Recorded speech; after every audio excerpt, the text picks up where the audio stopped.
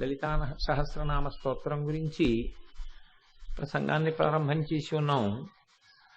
లలితా సహస్రనామ స్తోత్రం వ్యాసప్రోక్తం కాదు, అది సాక్షాత్తుగా లలితాదేవి యొక్క అనుగ్రహం చేత, ఆమె యొక్క ఆజ్ఞ చేత వసిన్యాది దేవతలు పలికితే ఆ స్తోత్రం ప్రచారంలోకి వచ్చిందని, అమ్మవారే ఈ నామాల్ని ఎవరు అనుసంధానం చేస్తారో, ఎవరు ప్రతిరోజు ఈ లలితా సహస్రనామ స్తోత్రాన్ని చదువుతూ ఉంటారో వారి యందు నాకు ప్రీతి కలిగి వారికి సంబంధించిన సమస్తమైనటువంటి యోగక్షేమములను నేనే విచారణ చేస్తాను అని అమ్మవారు ఆనాడు ప్రతిన పూనిందని.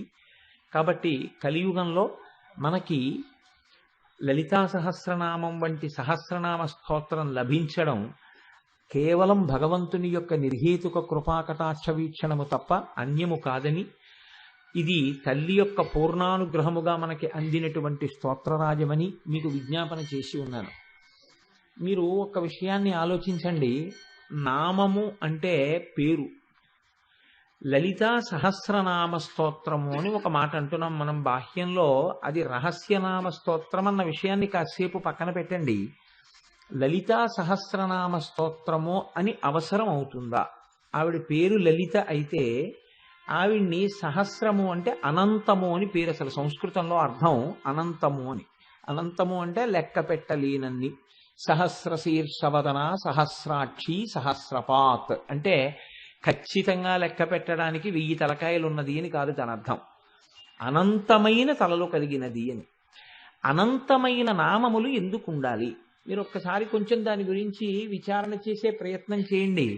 ఇప్పుడు నన్ను గుర్తుపట్టడానికి మీకు ఒక నామం అవసరమైంది అనుకోండి. ఒక రూపము ఏర్పడినప్పుడు ఆ రూపాన్ని గుర్తుపట్టి పిలవడానికి మీకు ఒక నామం అవసరమైతే, నన్ను పిలవడానికి మీకు ఒక్క నామం చాలు. కోటేశ్వరరావు. కోటేశ్వరరావు అని పిలిస్తే నేను ఓయ్ అంటాను. నేను గుంటూరులో ఉన్న ఓయ్ అంటాను, బొంబాయిలో ఉన్న ఓయ్ అంటాను, లేకపోతే తిరుపతిలో ఉన్న ఓయ్ అంటాను. ఆ ఒక్క పేరు చాలు. యథార్థానికి అలా కాకుండా మిమ్మల్ని కామేశ్వరరావు అని కూడా పిలవాలని ఉందండి మాకు అన్నారనుకోండి, నేను పలకకపోవచ్చు కూడా ఒక్కొక్కసారి. ఎందుకంటే నేను నా నామంతో తాదాత్మ్యత చెందాను. కోటేశ్వరరావు అని మీరు పిలవగానే ఓయ్ అండం నాకు అలవాటైపోయింది.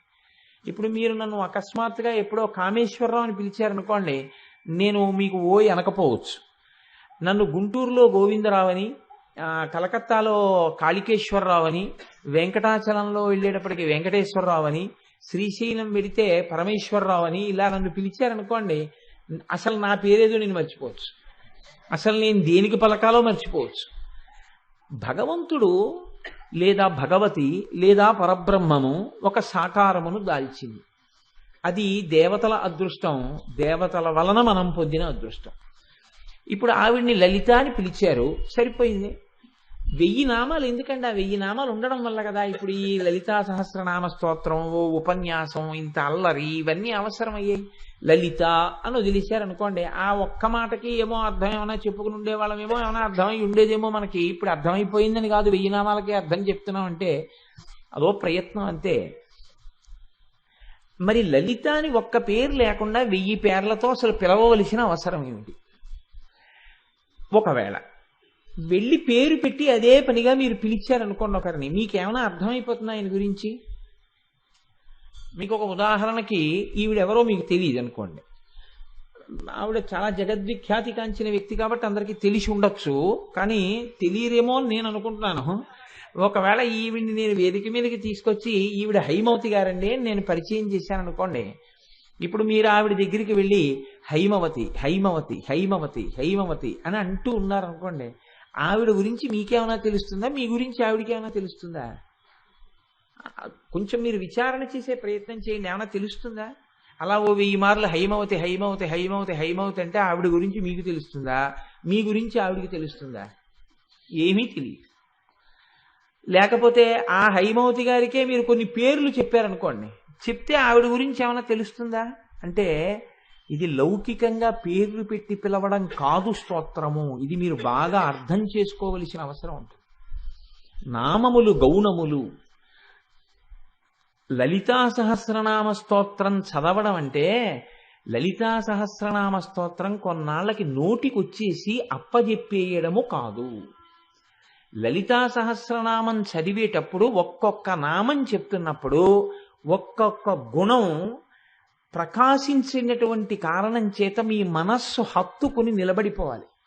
ఏదో ఒక నామం దగ్గర మీకు ఒంటి మీద వెంట్రుకలు నిక్కబొడుచుకొని కన్నుల నీరు వచ్చి, అబ్బా అమ్మా ఇంత దయ కలిగిన దానివా తల్లి, ఇన్ని గుణములా, ఈ గుణములన్నీ మమ్మల్ని అనుగ్రహించడం కోసమని ప్రకాశించినటువంటి గుణములా, లేకపోతే అసలు గుణముల యొక్క అవసరం నీకేమిటి? నీవు గుణాతీతమైనటువంటి వ్యక్తివి, నీవు అటువంటి తల్లివి, గుణములను ప్రకాశించేటట్టుగా అవకాశం ఎవరిచ్చారు? మేమే ఇచ్చాం. పిల్లాడికి అజ్ఞానం లేదనుకోండి, మన్నించడం అనేటటువంటి గుణం అమ్మది ఎలా ప్రకాశిస్తుంది నాకు చెప్పండి? పిల్లాడికి అజ్ఞానం ఉంది కాబట్టే అమ్మ దగ్గర దయ అన్న గుణం ప్రకాశించింది. పిల్లవాడి దగ్గర అవిద్య ఉంది కాబట్టి అమ్మవారు వాడిని జ్ఞానవంతుణ్ణి జ్ఞానిని చెయ్యగలిగినటువంటి ఔదార్యము, అటువంటి శక్తి అమ్మవారి యందు ప్రకాశించింది గుణంగా. ఈ నీ యందు ప్రకాశించిన గుణములు మమ్మల్ని ఉద్ధరించడానికి పనికొచ్చినవి తప్ప నీ యందు ప్రకాశించిన గుణములు నిన్నుద్ధరించుకోవడానికి పనికొచ్చేవి కావు. ఇది మీరు కొంచెం జాగ్రత్తగా పట్టుకోవాల్సి ఉంటుంది. ఇప్పుడు నా యందు ఒకటి ఉందనుకోండి, అది నాకొక్కడికే పనికి రావచ్చు. నాకు ఇల్లుంది, ఆ ఇల్లు ఎందుకు పనికి వస్తుందంటే నేను, నా భార్య, నా బిడ్డలు పడుకోవడానికే. ఒక బాటసారిని ఇప్పుడు అందులో వచ్చి పడుకోండి అని చెప్పి నేనేం వీధిలోకి చూసి అయ్యో పాప ఆయన ఎవరో పడుకున్నారని పిలిచి నేను గది ఖాళీగా ఉంది కదా అని నేనేం పడుకోమని చెప్పను. నాకు చెందినవి, నాలో ఉన్నవి ఏమైనా ఉంటే నాకు మాత్రమే పనికొచ్చేటట్టుగా వాడుకోవడం నాకున్నటువంటి లక్షణం. ఎప్పుడు ఏదైనా నాలో ఒక విభూతి ఉందనుకోండి, ఇది ఈశ్వరుడు నాకు అనుగ్రహించాడు కాబట్టి దీన్ని లోకపరం చేద్దాం, లోకంలో దీని వలన ప్రయోజనం పొందేటట్టుగా ఈ విభూతిని చల్లేద్దాం అనేటటువంటి త్యాగనిరతి ఏర్పడదు సాధారణంగా. ఏది ఉండనివ్వండి, కొంచెం అందం ఉందనుకోండి అది అతిశయానికి పనికొస్తుంది, లేకపోతే ఏదో నటుడిగా ఎక్కడన్నా నేను పనికొస్తానేమోనని దరఖాస్తు పెట్టుకోవడానికి పనికొస్తుంది. లేకపోతే ఈశ్వరుడు తిమ్మిని బమ్మిని చెయ్యగలిగినటువంటి శక్తిని ఇచ్చాడు అనుకోండి, ఏదో ఎక్కడికో వెళ్ళి దాని గురించి ఏదో తప్పు చేసిన వాడు ఒప్పు చేశాడని వాదించి రూపాయలు సంపాదించడానికి పనికొచ్చే ప్రక్రియగా పనికి రావచ్చు. మనకి ఈశ్వరుడు ఏ విభూతినిచ్చినా ఆ విభూతి చేత మనం ఏదో ఒక రకంగా సుఖాన్ని పొందడం కోసమని చెప్పి ప్రయత్నం చేసేటటువంటి అలవాటు మన యందు ఉంటుంది. అమ్మవారు ఏ గుణము లేనిదైనా, అన్ని గుణములకు అతీతమైన స్వరూపమైన మనని ఉద్ధరించడం కోసం ఆవిడ గుణములను పొందుతుంది. లేకపోతే ఆవిడకి గుణములను పొందవలసిన అవసరం అమ్మవారికి లేదు. లలితా సహస్రం చదవడం అంటే అది. ఎందుకు లలితా సహస్రం చదవాలి అంటే అలా చదివేసుకుంటే ఎలా తెలుస్తుంది మీకు ఆవిడ చేసినటువంటి త్యాగమేమో, ఆవిడ చేసిన ఉద్ధరణ ఏమో, ఆమె ఏమై ఉన్నదో, ఎంతకి దిగి వచ్చిందో మీకు ఎలా అర్థం అవుతుంది? మీకు అర్థమైందనుకోండి ఒక నామం బాగా, ఆ నామం చెప్పగానే కన్నుల నీరు నిండుతుంది.